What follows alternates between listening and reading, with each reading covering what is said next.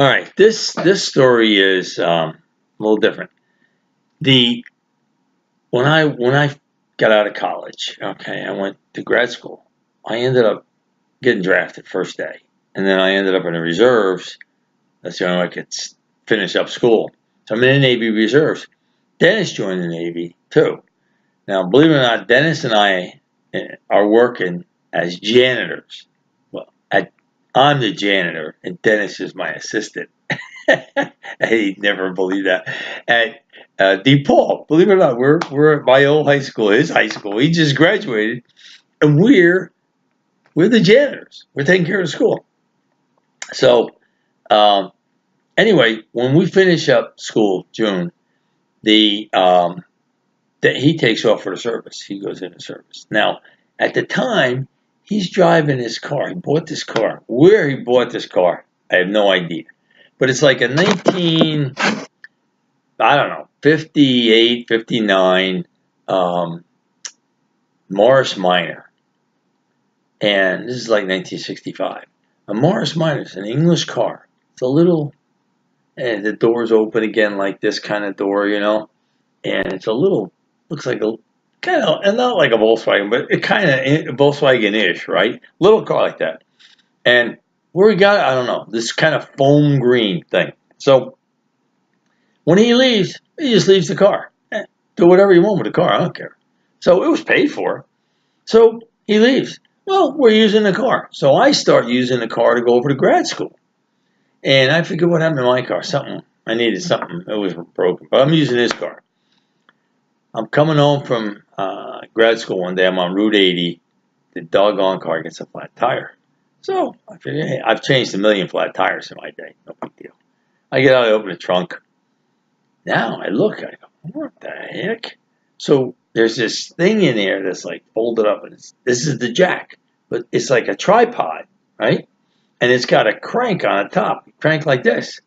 I'm like, what the heck? And it's got, so when you look at the crank goes down, it's a big screw, right? Cranks down, and it's got this bar sticking out in front of it, like, 6L. So I'm like, what the heck? What are you doing this? So I look at the car, and lo and behold, in the middle, right in the middle, between the two doors, on the bottom of the car, okay, there's a slot where you can push that rod. So you got to kind of crank down, set the tripod up, crank down till you get even, then push it in. Now, that's going to crank the car, but it's going to crank the whole side of the car, not just the back rear tire. So I start cranking the car up, right? Got to get it off the ground so I can change the tire. I mean, I've already loosened the bolts up and stuff on the tire. So I start cranking the thing up. I just get the tire off the ground, and bang, and you know it, the stupid crank breaks. Now, it doesn't break up where I got the handle. It breaks right at where it starts to screw. So there's nothing. You can't get any leverage on this sucker. I got the car up off the ground, but the jack's broken and the car's on the jack. So I changed the tire. Now I'm like, what do I do now? I got to get this. I got to somehow, I tried lifting the car, see if I could lift it enough to kick the jack out. It was a small car, but it wasn't that small. So anyway, I'm like, geez. And the guy comes along cutting grass. He's got one of these big cutters, got a cracked tractor. I said, hey, pal, can you give me a hand? Or, that tractor's got this big cutter. I said, maybe we get the cutter under there and lift it up or something like that. Just get the car up enough that I can get the jack off. Oh, no, I couldn't do it. Oh, no. Oh, my boss would go crazy. I can't do that. I might break something. I said, well, how about just getting down? Help me out. Just push the car up and pull this thing out. No, wouldn't do anything. Just leaves. I'm like, son of a gun. So I get in the car, seeing a chip, right? This is Dennis's car, remember? But Dennis isn't here. So I put the thing into gear, right? But I kind of, and then I'm trying to run, but it doesn't have positive traction, right? But you could just pop the clutch and boom, it would go a little bit. So sure enough, it goes and it's leaning forward, right? It goes crunch down, right? So I get out of the car. I have to get out on the other side now because the jack is in front of the door. I get out and come around. That sucker is stuck in there. I could not get it out. No way. Now I'm really ticked. So now I get in the car. I put it in reverse.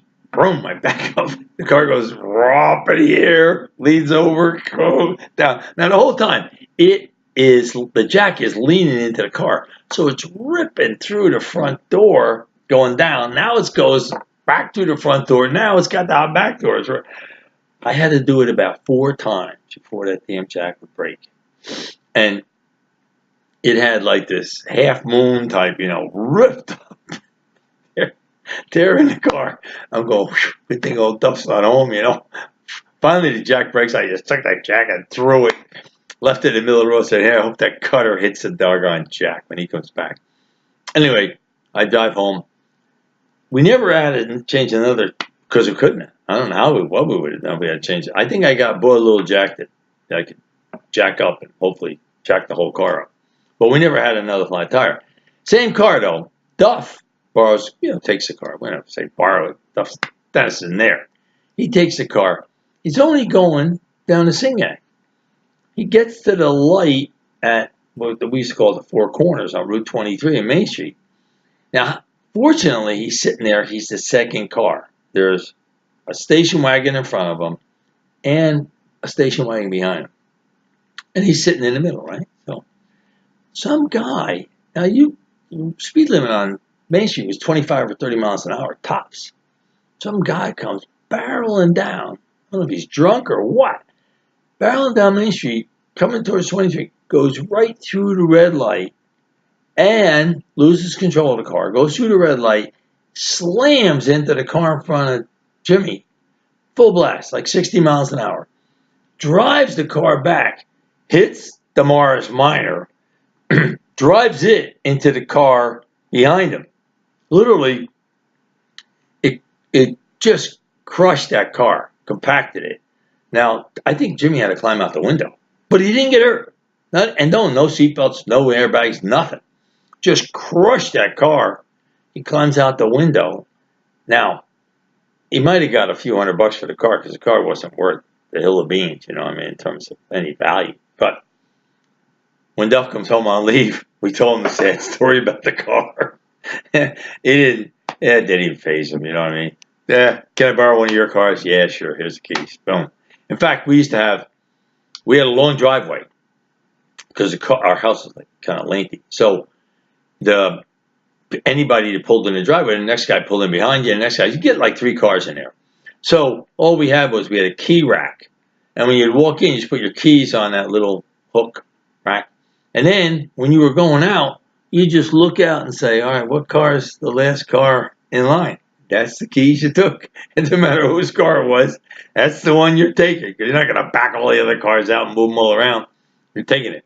So anyway, that was kind of it's kind of under Jimmy, but he's the guy that finally did the car in. At least I didn't do it in.